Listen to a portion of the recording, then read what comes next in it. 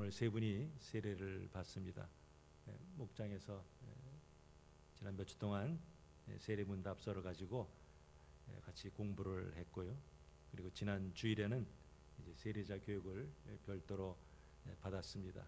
이제 세 분은 분명한 구원 확신을 가지고 예수님이 나의 주님이시라 시인하셨기에 이제 모든 교우들 앞에서 세례를 받게 되었습니다. 분명히 알아야 할 것은 세례를 받음으로 구원받는 것이 아니라 믿음으로 고백했기에 세례를 받습니다. 세례는 믿는 자가 되어져가는 첫 출발이라 할 수 있어요. 세례 받은 것으로 이제 다 된 것이 아니라 이제 처음 이제 걸음마를 뛰기 시작한 것이라 할 수 있습니다.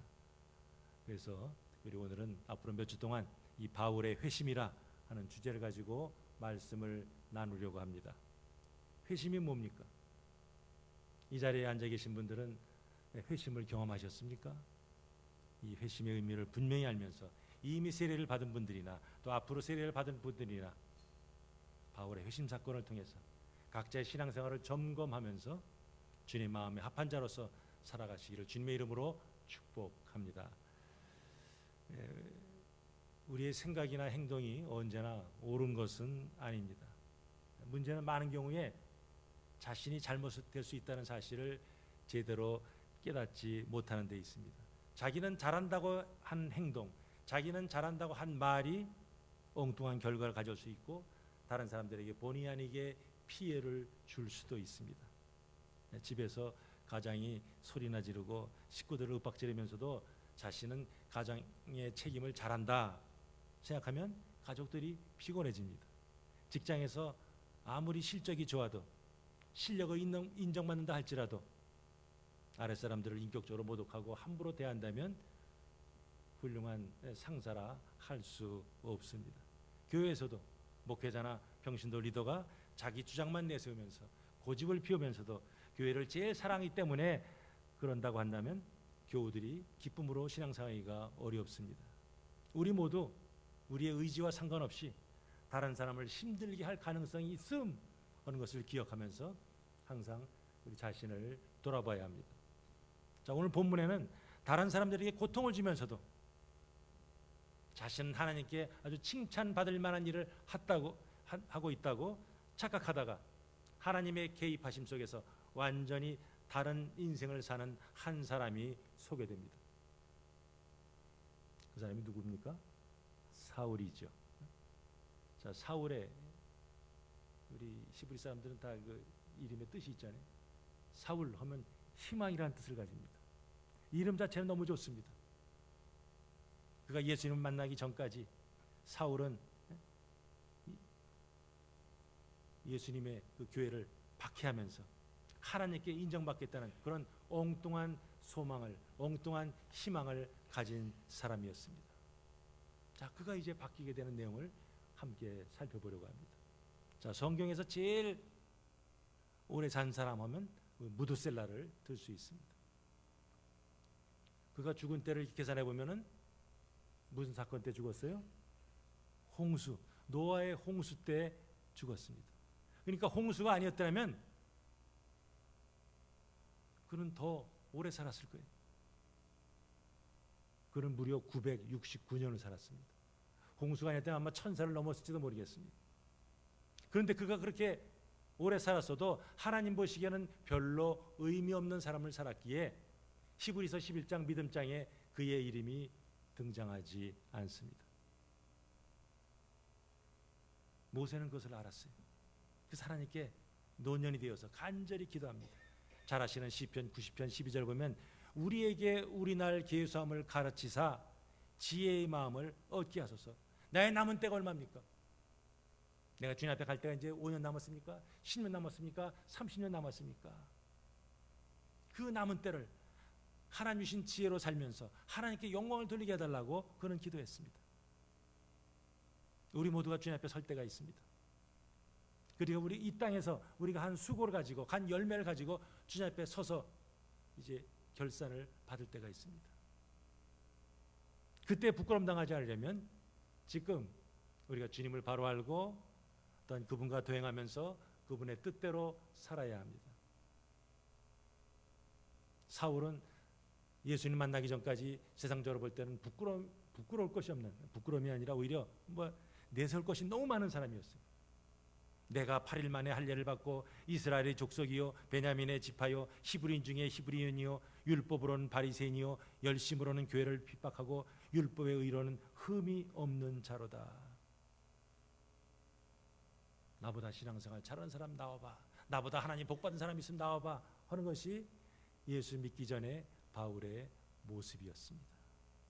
그런데 그가 주님을 만나고 보니까 그 모든 것들이 더 이상 자랑스럽지 않았습니다. 그래서 고백합니다. 무엇이든지 내게 유익하던 것을 내가 그리스도를 위하여 다 해로 여길 뿐더러 또 모든 것을 해로 여김은 내 주 그리스도 예수를 아는 지식이 가장 고상함을 인함이라. 내가 그를 위하여 모든 것을 잃어버리고 배설물로 여김은 그리스도를 얻고 그 안에서 발견되려 함이라. 우리말은 점잖게 배설물로 번역되어 있지만 스쿠바라, 똥이죠, 똥. 내가 전에 귀중하게 붙잡았던 거 이제는 똥같이 다 버렸다 하는 것이, 그것이 바로 은혜를 체험한 바울의 고백입니다. 오늘 본문에 보신 대로 바울의 회심은 아주 극적입니다. 드라마틱합니다. 그가 예수님을 만나기 전까지 그는 주님의 몸된 길을 열심히 박해하고 있었을 때 주님이 그에게 찾아오셨어요. 하나님이 한 개인의 삶에 개입하실 때 얼마나 놀라운 변화가 나타나나 하는 것을 우리는 이 바울을 통해서 보게 됩니다. 그의 회심 사건은 사도행전에 3번 나옵니다. 오늘 이 9장에서 누가는 바울이 이랬다 3인칭으로 쓰고 있습니다. 근데 22장과 26장에서는 바울이 내가 그랬다 하면서 자신의 어떤 그 자서전적인 모습으로 소개하고 있습니다.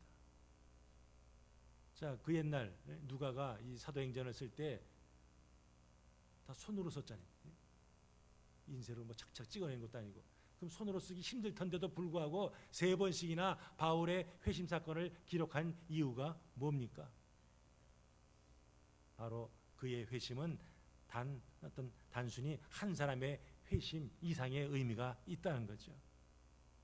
이 사건을 통해서 기독교가 단지 팔레스타인 지방에 있는 그 유대인들만의 종교가 아니라 만민에게 구원의 도를 전하시려는 하나님의 강력한 의지가 담겨 있음 하는 것을 보여주죠.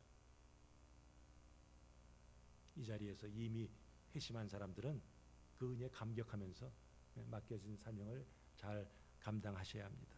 그리고 아직 회심을 경험하지 못한 사람들은 바울이 어떻게 해서 이렇게 주님을 만나게 되었나 그 과정을 잘 살피면서 예수님을 구주로 영접하고 그리고 구원의 확신을 가지고 남은 때를 정말로 주님 보시기에 의미 있게 사시기를 주님의 이름으로 축복합니다. 적지 않은 사람들이 바울의 회심 과정을 보면서 나도 바울같이 화끈한 경험을 했으면 신앙생활을 좀 더 잘할 텐데 하면서 아쉬워합니다. 이단 중에 하나인 구원파는 바울과 같이 구원받은 때를 정확히 알지 못하면 아직 구원받지 못한 것이라 하면서 구원의 확신을 갖지 못한 사람들을 불안하게 만듭니다. 그러나 성경 어디에도 구원의 때를 확실해야 된다 그런 말은 없습니다. 모든 사람들이 바울과 같이 이런 드라마틱한 경험을 하는 것은 아닙니다. 서베이 한 바에 의하면 바울이나 어거스틴 같이 회심의 경험이 분명한 사람은 20%를 넘지 않습니다. 그럼 나머지 80%는 어떻습니까? 그런 체험을 한 적이 없든지 언제 그런 회심을 했는지 그게 중학교 때인가 고등학교 때인가 알지 못하고 혹은 점진적으로 주님을 알게 된 그런 케이스죠. 자, 베드로가 언제 회심했습니까? 사도 요한이 언제 회심했습니까? 디모데가 몇 월 며칠 날 구원받았는지 그런 것은 성경에 언급이 없어요. 하나님은 각자의 형편과 처지에 따라 혹은 그의 성격에 따라 다양하게 역사하십니다. 그러니 내가 이렇게 경험했으니까 당신도 이렇게 경험해야 돼 하면서 자기의 경험을 일반화시킬 수는 없습니다. 그러나 회심 후에 공통적인 현상은 있습니다. 바로 성화의 삶입니다. 개인마다 차이는 있지만 하나님의 은혜를 제대로 체험하면 정말 주님 앞에 기도하게 되고 하나님 말씀에 관심을 갖게 돼서 읽고 묵상하게 되고 말하는 것이나 행동하는 것에 변화가 나타나고 무엇보다도 주님께 우선순위 두고 주의 몸된 개를 섬기려고 합니다. 자, 사울 당시에 혹은 예수님 당시에 종교 지도자들은 예수님을 어떤 유대교를 대적하는 이단 그 중에 아주 두목으로 봤습니다. 더구나 예수님께서 하나님은 나의 아버지라 부르니까 예수님을 신성 모독으로 정죄했습니다. 하나님이 주신 율법을 가지고 하나님의 아들을 판단하는 그런 실수를 유대인들이 범했습니다. 사울도 바리새파에 속한 유대인인지라 예수님을 우리 인간을 구원하러 오신 구세주라 그런 것은 꿈에도 생각지 못했습니다. 특별히 오늘 본문 앞부분 7장이나 8장 앞부분 보면 스데반의 스토리가 나옵니다. 스데반이 순교하는 그런 일련의 과정 속에서 사울은 아주 주도적인 역할을 했습니다. 저 스데반은 죽어도 싸다. 그의 죽음은 아주 마땅한 것으로 여겼습니다. 그리고 예수님과 그를 믿고 따르는 무리들이 하나님을 회방하는 자들이라 확신하면서 교회를 박해했습니다. 8장 3절에 나옵니다. 그가 조상들의 가르침과 율법에 대한 열심으로 교회를 잔멸할세 각 집에 들어가 남녀를 끌어다가 옥에 넘겼다 하였습니다. 자, 오늘 이 1절에도 보니까 사울이 위협과 살기가 어떻다고요? 등등하다 그랬어요. 등등하다는 말이 무슨 말이에요? 원어를 보면은 호흡한다는 말이죠. 위협과 살기로 breathing in 숨을 들이마시고 breathing out 숨을 내쉬고 이거죠. 그러니까 예수 믿는 자들에 대한 적개심이 얼마나 큰지 그가 숨을 들이쉬고 나올 때마다 위협, 살기, 위협, 살기 그랬다는 거죠. 아주 증오의 감정이 넘쳐났다는 거예요. 자, 그 감정이 너무 심하다 보니까 예루살렘에 있는 예수쟁이들을 붙잡아 넣는 걸로는 만족지 못해요. 박해를 피해서 지금 전국으로 흩어졌죠. 팔레스타인 넘어서 멀리까지 도망갔습니다. 그래서 사도행전 26장 11절 보니까 사울이 심히 격분하여 외국 성까지 가서 핍박하였다 하면서 자신의 모습을 회고합니다. 믿는 자들 가운데도 가끔 이렇게 혈기를 부린 모습을 보게 됩니다. 그 이유에 어떻든 그것은 결코 하나님이 기뻐하시는 모습은 아닙니다. 다른 사람을 미워하고 시기하고 원망하고 욕하고 비판하는 것 이건 결코 성령의 역사가 아닙니다. 성령의 감동을 받으면 상대방의 허물을 감싸주고 이해하고 용서하고 사랑을 베풉니다. 오늘 누가는 바로 예수님을 그리스도와 주로 믿고 따르는 사람들에 대해서 위협과 살기가 가득한 그 사울을 묘사하면서 그 앞에 보면 여전히 하는 부사를 사용하고 있습니다. 그 말은 뭡니까? 지금 사울의 이런 어떤 박해가 갑자기 일어난 일이 아니라 하는 거죠. 시간이 흘러도 예수 믿는 사람들에 대한 그 증오의 정도가 전혀 약해지지 않고 있음 그런 것을 오늘 누가는 기록하고 있어요. 자, 그래서 안 되겠다.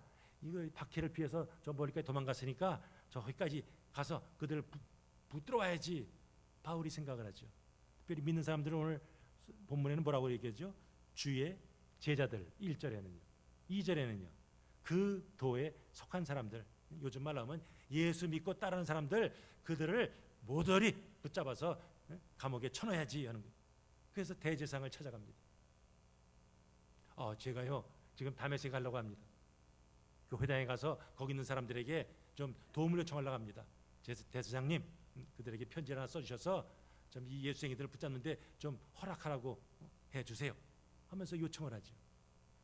자, 다메섹은 오늘날 무슨 도시라고 그러죠? 다마스커스 그러죠. 시리아의 수도. 지금 한창 IS와 또 다른 나라 미국이나 다른 연합군들이 이렇게 싸움을 벌이는 곳 바로 그곳이죠. 데가볼리라는 도시들이 있죠. 데카폴리스 10개의 도시 이게 데카폴리스. 우리말로 이렇게 쓰다 보니까 데가볼리 이렇게 나왔어요. 그 데가볼리 중에 한 도시가 바로 이 다메섹입니다. 거기는 많은 유대인들이 있을 거예요. 유대인이다 보니까 뭐가 많습니까? 회당이 많았습니다. 물론 이 산헤드린 공회는 이 유대 지역에만 국한되어 있습니다. 그러니까 다메섹에 있는 회당까지 뭐 이렇게 영향력을 끼치지 못해요. 그럼 어쨌든 그래도 가장 중심 도시니까 예루살렘인 대장이 공문을 주니까 그것을 가지고 아주 기고만장해서 이제 바울이 예루살렘에서 다메섹까지 갑니다.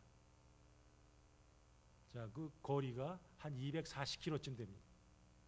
마일로 따지면 한 150마일 됩니다. 그럼 저희 교회에서 150마일 떨어진 도시가 어디 있어요? 저 동북쪽으로 가면 뭐 바스토가 있겠고, 저 동쪽으로 가면 엘센터가 있겠고, 저 바닷가 쪽으로 가면 뭐 다우즌옥스 뭐 그 근처쯤 되겠죠. 자, 교통도 지금 뭐 자동차 타고 한 2시간 반이면 갑니다. 그러나 교통이 발달하지 않은 그 당시에 150마일의 거리를 가려면 한 일주일은 가야 하는 거리입니다. 그러나 사울은 그것을 아이고 멀다 힘들다 그것을 수고로 여기지 않았습니다. 내가 빨리 가서 예수님들 모조리 붙잡아야지 하는 것이 바울이 가진 생각이었습니다. 자, 바울의 행동을 보면 세상의 지식이나 경험이 반드시 그를 지혜롭게 하지 않는 것을 볼 수 있어요. 바울같이 많이 배운 사람이 어디 있어요? 바울같이 율법을 잘 아는 사람이 어디 있습니까? 바울같이 하나님에 대한 열심히 있는 사람이 어디 있습니까? 근데 이 바울은 그 모든 것을 가지고 주님의 몸된 교회를 오히려 박해를 했습니다. 그러면서도 자기 자신을 하나님을 따르는 충실한 유대인으로 생각을 했어요. 자, 우리가 이 사울과 같은 실수를 하지 않으려면 우리의 말이나 행동이 내 개인의 생각에서 나온 것인지 아니면 하나님의 뜻에 의한 것인지 점검해야 합니다. 그러려면 당연히 기도로 주님과 교통해야 되고 말씀에 우리 삶을 비춰봐야겠죠. 성령의 조명을 받을 때만이 우리는 비로소 하나님 마음에 합한 그런 삶을 살 수 있습니다. 자, 이제 사울이 다메섹에 거의 다 왔습니다. 내가 이제 저 성만 들어가면 거기에 숨어있는 예수님들을 붙잡아야지 했어요. 근데 그때 두 가지 현상이 나타납니다. 첫 번째가 빛입니다. 이 사울의 회심 장면을 보여주는 것이 사도행전 22장에 나오는데 거기 보면 때는 정오, 갑자기 햇빛보다 더 강한 빛이 사울을 비쳤다 그랬어요. 그러니까 사울이 뭐예요? 아이쿠 하면서 뭐예요? 그 자리에서 그냥 꼬꾸라지죠. 조금 전만 해도 막 두 발로 자기가 걸으면서 의기양양에 가던 자였는데 이제는 뭐 빛 때문에 눈이 멀어가지고 그냥 땅바닥에 쓰러져 있습니다.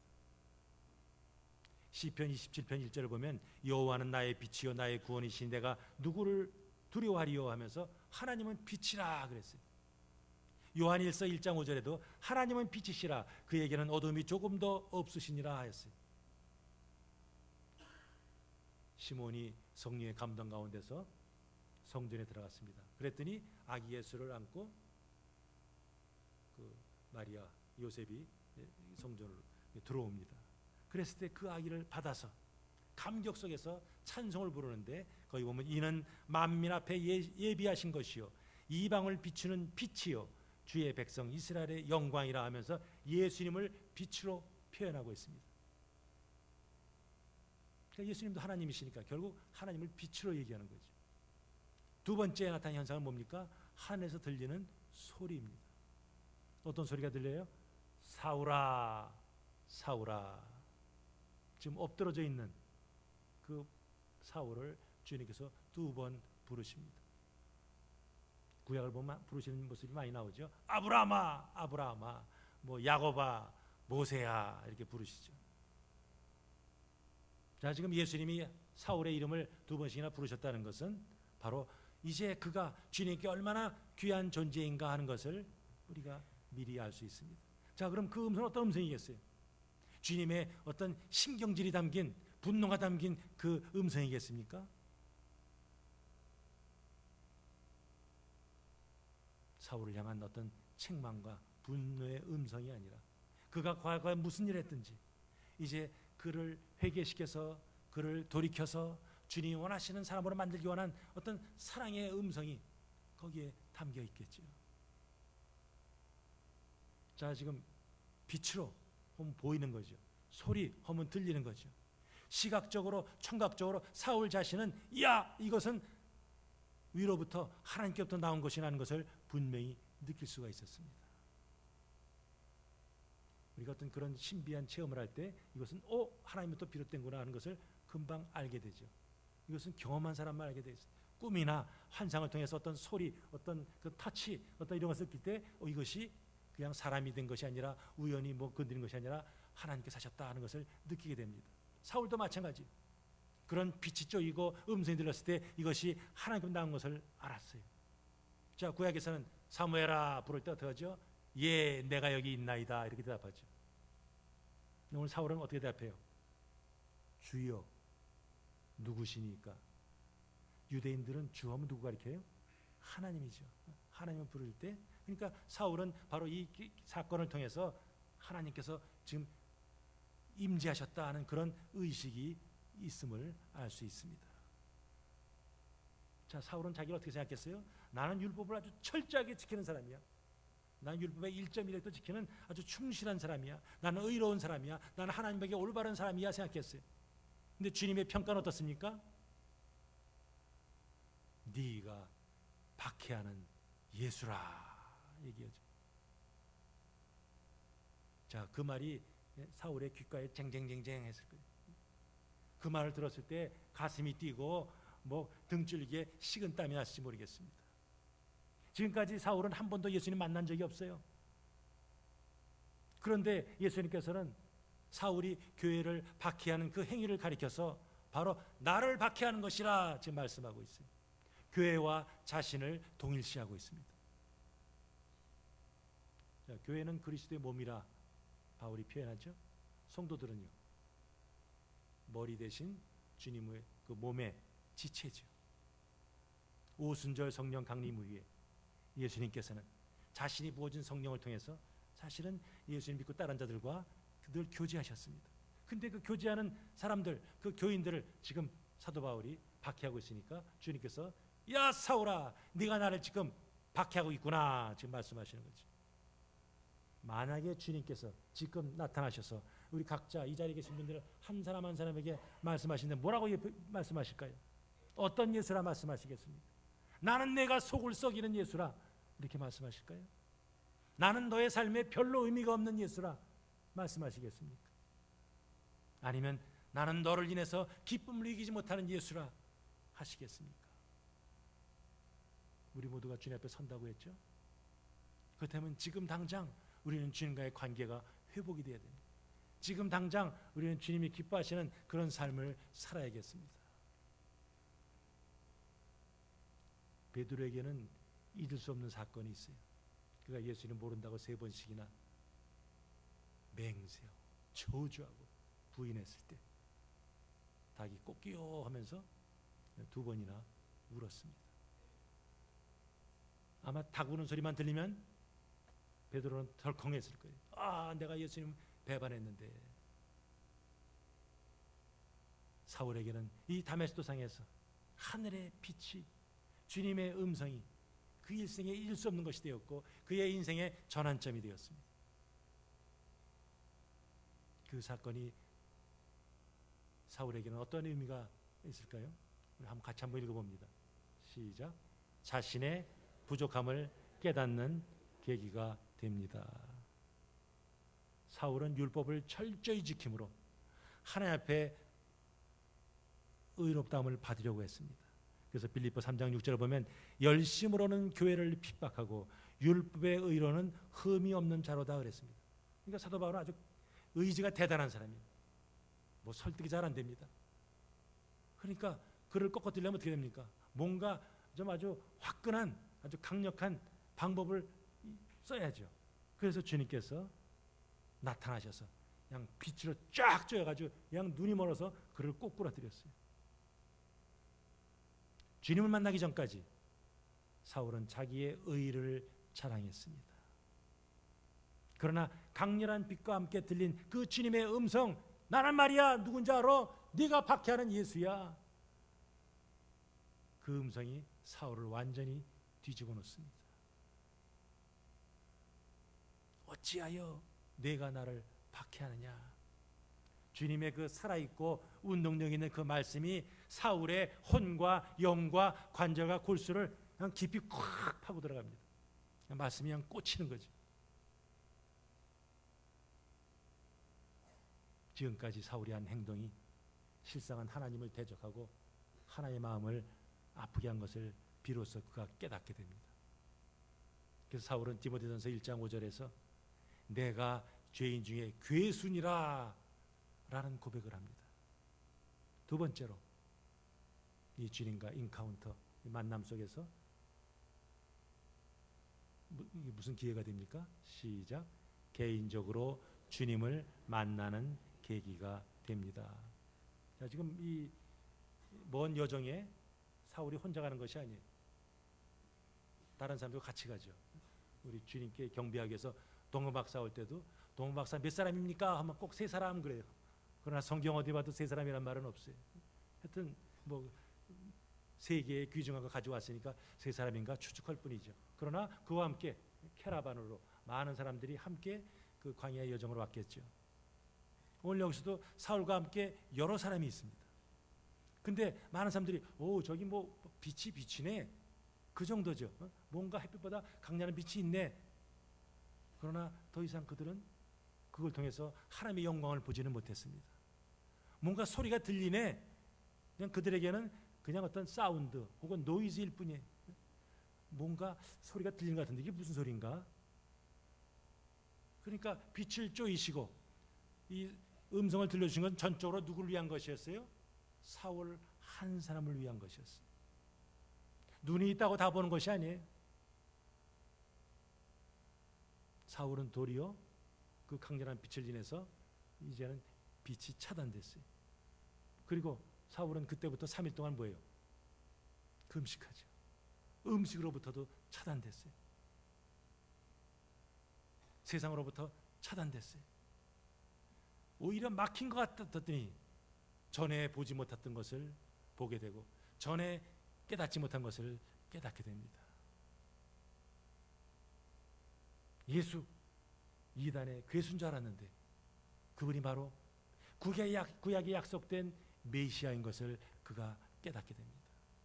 비로소 사울은 예수님 안에 있는 그 구원의 빛을 보게 됩니다. 세 번째로 같이 한번 읽습니다. 시작. 새 사람으로 변화되는 계기가 됩니다. 사울이 예루살렘을 떠날 때는 다메섹에 있는 예수 믿는 사람들을 모조리 붙잡아서 오려고 아주 기세등등하게 길을 떠났습니다. 그러나 막상 다메섹 그 성 안에 들어갈 때는 뭡니까? 눈에 보이지 않으니까 다른 사람의 손에 이끌려서 질질질 가죠. 하늘의 강렬한 빛을 인해서 그가 아무것도 볼 수 없었기 때문입니다. 바울은 그동안 뭐 했겠습니까? 나에게 나타나시고 나에게 말씀하신 분이 과연 누구일까 생각을 했겠죠. 그리고 지금까지 내가 어떠한 삶을 살았는가 자기의 살아온 여정을 돌아봤을 거예요. 그 3일 동안 사울은 식음을 전폐했습니다. 그가 뭐 식사를 중단하고 뭐 농성하기 위해서 시위를 하기 위해서 한 것이 아니죠. 3일 동안 그가 한 행동이 오늘 본문 나오지 않지만 11절에 나옵니다. 거기 보면 유다 집에서 다섯 사람 사울이라 하는 자를 찾으라 저가 기도하는 중이라 하나님께서는 아나니아에게 말씀했어요. 그러니까 3일 동안 주로 사울이 뭐 했다고요? 기도했어요. 보지도 못하고 먹지도 못하고 마시지도 못하는 그런 상태에서 3일 동안 그는 하나님과 간절히 기도로 씨름을 했습니다. 기도하면서 누가 생각났겠어요? 불과 며칠 전에 돌에 맞아 죽은 스데반이 생각났겠죠. 스데반은 돌에 맞아 죽으면서도 막 불평하고 원망하고 했습니까? 오히려 샬롬 하나님의 평강이 그를 주장하니까 이야 사람들이 그를 보고 놀랄 정도였어요. 그러면서 오히려 자기 일을 향해서 돌 던지는 사람들에서 중보기도하죠. 자기들이 하는 죄를 알지 못하오니 저들의 죄를 사하여 주옵소서. 기도하는 가운데 아마 그는 스데반이 생각났을 거예요. 그리고 교회를 열심히 핍박하던 자신의 모습을 떠올렸을 겁니다. 그는 바리새인 아닙니까? 그는 가마엘 밑에서 율법을 배운 아주 최고의 학자 아닙니까? 그 3일 동안 그가 알고 있던 구약 성경이 성령의 조명을 통해서 깨달아지는, 열리는 거죠. 이사야가 예언하고 수많은 선지자들이 예언했던 그 메시아가 바로 나사렛 예수, 얼마 전에 십자가에 돌아가셨다가 다시 사신, 그리고 승천하신 그 예수구나 하는 것이 깨달아지게 된 거지. 하나님이 사울을 택한 것은 결코 우연이 아닙니다.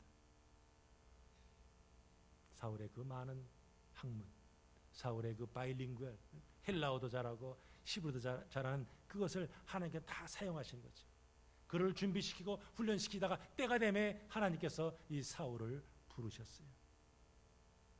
다메섹 도상에서 부활하신 예수님을 만난 그 체험이 너무나 생생한지라 사울은 일생 주님 위해서 자기의 모든 것을 기꺼이 드릴 수가 있었습니다. 전에는 율법에 대한 열심을 가지고 자랑하던 그 교회의 박해자가 이제는 예수 그리스도를 위해서 자기 목숨을 조금 더 아까운 것을 여기지 않는 그런 위대한 전도자가 되었습니다. 그의 인생관이 바뀌고 그의 삶의 목표가 달라졌습니다.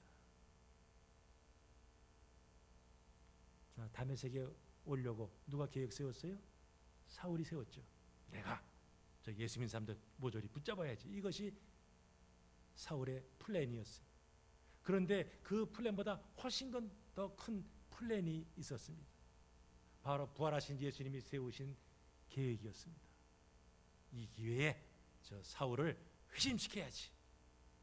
사울의 계획은 그 크신 주님의 계획 안에서 주님의 계획을 이루는 그런 도구로 쓰임받았습니다. 그렇게 주님께서는 그에게 찾아오셨어요. 강렬한 빛으로 그를 꼬꾸라뜨리셨어요. 그러면서 그를 부르시면서 개인적으로 만나주셨어요. 사울아 사울아 하면서 인격적으로 그를 대하셨습니다. 그를 예수님의 증인으로, 특별히 이방인의 사도로 쓰임받기로 하는 주님의 뜻이 있었기 때문이죠. 그 결과 1세기 초대 기독교 신앙 공동체는 기독교 역사상 가장 위대한 선교사요, 예수님의 증인인 사울을 동역자로, 회원으로 받아들이게 되었습니다. 그래서 이제 교회는 민족적으로 유대, 지역적으로는 예루살렘이라는 이런 지경, 이 한계를 뛰어넘는 하나님의 새 언약의 백성으로 나타나게 되었습니다. 다메섹에서 사울은 인생의 주인, 나의 주인이 누군가, 이 주인이 바뀌는 경험을 했습니다. 그렇다면 마찬가지로 주님은 오늘도 우리 인생의 주인이 되어서 우리의 삶을 이끄시고 또한 우리를 통해서 영광 받기를 원하시는 것을 우리가 알아야겠습니다.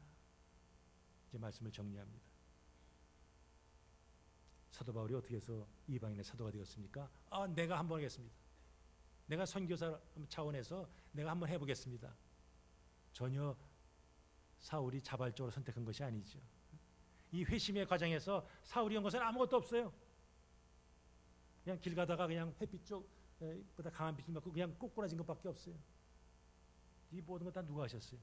주님이 계획하시고 주님이 역사하시고, 이게 바로 하나님의 은혜죠. 은혜의 뜻이 뭐예요? 공짜 선물. 아무것도 한 것이 없는데 일방적으로 거저 부어주시는 선물, 그게 바로 은혜죠. 그래서 사울은 고린도전서 15장에서 나의 나 된 것은 하나님의 은혜로 되었다 고백합니다.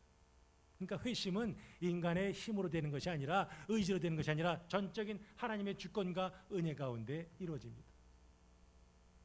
그래서 고린도전서 9장 16절 보면 내가 복음을 전할지라도 자랑할 것이 없으면 내가 부득불할림이라. 그가 많은 교회를 개척하고 수많은 사람들에게 복음을 전하고 그가 쓴 편지가 성경이 되었지만, 그러나 그것을 인해서도 그는 자랑할 것이 없다는 거죠. 왜? 자기가 자원해서 된 것이 아니라 주님의 손에 이끌려서 된 것이니까. 하나님의 강권적인 역사 속에서 거부할 수 없는 그 주님의 부르심에 따라서 자기가 복음을 전하는 것이기에 나는 결코 자랑할 것이 없음, 바울은 말씀하고 있습니다. 그렇다면 저와 여러분도 마찬가지죠. 우리가 할 일은 그분의 부르심에 응답해서 나오는 것밖에 없습니다. 우리는 모든 상황을 하나님의 관점에서 보는 이런 영한 영적인 안목이 있어야겠습니다. 그럼 이런 영적인 민감함은 어디서 나옵니까? 하나님의 성령으로 충만할 때죠. 하나님의 성령은 어떤 때 충만해져요? 기도와 말씀을 통해서 경건의 훈련할 때지.